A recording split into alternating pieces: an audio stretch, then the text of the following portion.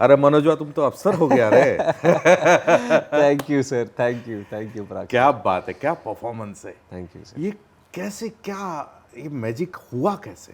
ये लोगों का प्यार है सर। ये कहीं ना कहीं हमें विश्वास तो था ही जब हमने ये फिल्म बनाना शुरू की थी कि लोग शायद इसमें अपना अंश ज़रूर देखेंगे। जो बच्चे हैं जिनके लिए ख़ास तौर पे ये फिल्म बनाई गई है उनको प्रेरणा मिलेगी। कुछ ऐसे लोग जो वो वक्त जी चुके हैं वो अपना जीवन देखेंगे।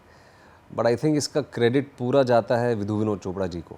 जी हाँ, ये 12th फेल नाम की किताब तो थी ही, बड़ी पॉपुलर थी हिंदी हार्टलैंड में ख़ास तौर पे, बहुत लोगों ने पढ़ी थी। एक कल्ट स्टेटस आप कह सकते हैं, उसे ऑलरेडी मिल चुका था। लेकिन उस चीज़ को स्क्रिप्ट पे उतारना और इतने बैलेंस्ड तरीके से उतारना, हमने कम से कम 260 रिवाइज्ड वर्जन्स लिखे हैं सर स्क्रिप्ट के। Draft number 260 was the final draft.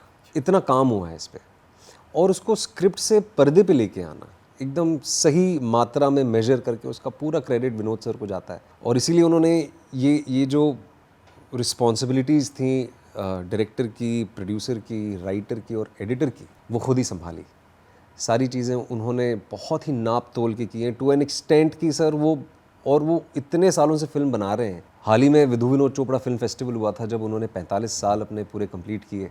मेरा भी सौभाग्य रहा कि मैं उनकी ओपनिंग फिल्म में जा पाया। वो 2-2 फ्रेम से मेजर करते हैं सर, 2 फ्रेम, 4 फ्रेम। और इस डिजिटल एज में बहुत सारे लोग तो समझ में नहीं आता उनको कि सर कह क्या रहे हैं, तो वो समझाते हैं। वो बहुत ही उनका एक क्लासिक अप्रोच है काम करने का। And I think the entire credit goes to him. And then of course the entire ensemble that comes together, the technical team that comes together, जितने भी एक्टर्स रहे हैं कैमरे के सामने इंक्लूडिंग मी, वो उन्होंने बहुत ही मेजर्ड परफॉर्मेंस करवाई है सबसे। और इस फिल्म की एक और एक खासियत क्या है पता है आपको, अपार्ट फ्रॉम योर परफॉर्मेंस, कि विधु विनोद चोपड़ा जिसने परिंदा, मिशन विशन, बड़ी बड़ी फिल्में जिसको आप देख के भौचक्के हो जाते थे कि ऐसा भी होता है, उसने अपने पूरी स्टाइल पे, अपने सिनेमा पे ऐसा पोछा लगाया और ब्लैंक स्लेट से उसने 12 फिल्म बनाई। आपको लगता ही नहीं कि यार ये विधु विनोद चोपड़ा की फिल्म? सर ये बहुत लोग ऐसा देख रहे हैं, लेकिन मैं कहीं ना कहीं उनको याद दिलाना चाहता हूँ कि Vidhu Vinod Chopra ji as a director भी जब FTI से उन्होंने शुरुआत की थी, जब वो ऑस्कर लेके आए थे, he has always been a film maker who has very seamlessly blurred the lines between realism and cinema.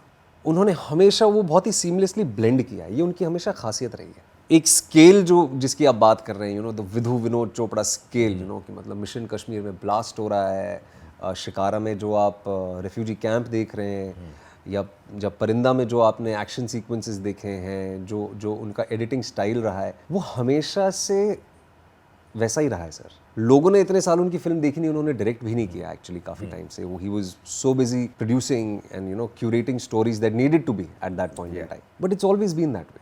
Scale नहीं है, so called classic VVC scale नहीं है, लेकिन स्केल इसमें भी है। अगर आप मुखर्जी नगर की फुटेज नहीं, मैं देखेंगे स्केल की बात नहीं कर रहा हूँ, द जो स्टाइल है ना सिनेमा कहने का, विधु विनोद चोपड़ा का स्टाइल वो बिल्कुल अलग है।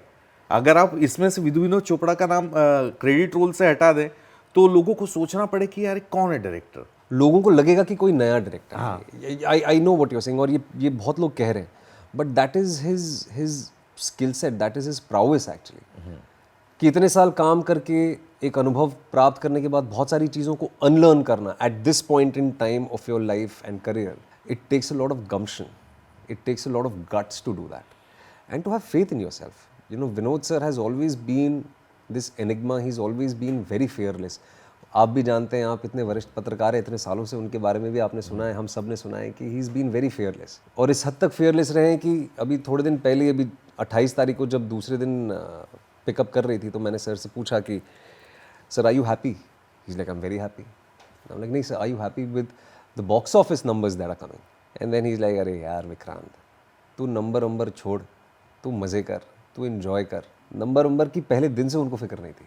वो इतने निडर हैं, वो सिर्फ ये कहानी बताना चाह रहे थे अपने तरीके से, जो कि उन्होंने बताई। मतलब बॉक्स ऑफिस तो ठीक है, हार्ट ऑफिस तक लोगों के पहुंच गई ना। और क्योंकि एक ईमानदारी और एक इंटेग्रिटी, एक सच्चाई है, वो व्यक्तिगत रूप से वैसे है। और जिस तरह से हिंदुस्तानी इसको लेके, मतलब जिस तरह लोगों के दिलों तक पहुंची है ये स्टोरी, मतलब अब आपको लग रहा है कि now I am arrived. Sir I think मैं ऐसे सोचता ही नहीं हूँ। नेचुरली मेरा सोचने का तरीका वैसा है नहीं। I have been doing the same thing पहले भी, I aspire to do the same thing आगे भी।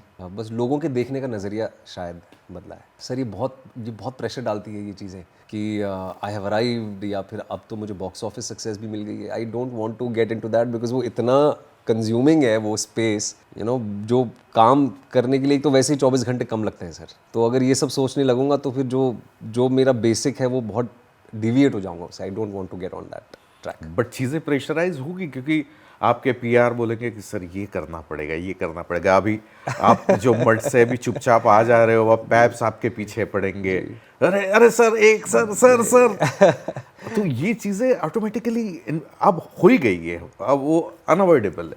सर आई डोंट नो, जब होगा तो उसको फेस कर लेंगे। और रहा सवाल मेरे पीआर का या मेरी टीम का, सर मेरी टीम बिल्कुल मैं पूरे आश्वासन के साथ कह सकता हूँ मेरी वही लोग मेरे साथ काम कर रहे हैं जो पहले दिन से मेरे साथ हैं। वो हमारा तरीका नहीं बदलने वाला है सर। वही लोगों के देखने का नज़रिया बदलना शुरू हो चुका है। But I think all of us, जो हम लोग 9 या 10 लोग मिलके काम करते हैं, मैं अकेला नहीं हूँ जिसको इसका श्रेय जाता है। मेरे 2-3 मैनेजर्स हैं और भी लोग हैं जो दिन रात मेहनत करते हैं, उतनी ही शायद मुझसे ज़्यादा। वो हमारा अप्रोच चेंज नहीं होने वाला है, इसका मैं बिल्कुल आश्वासन देता हूँ।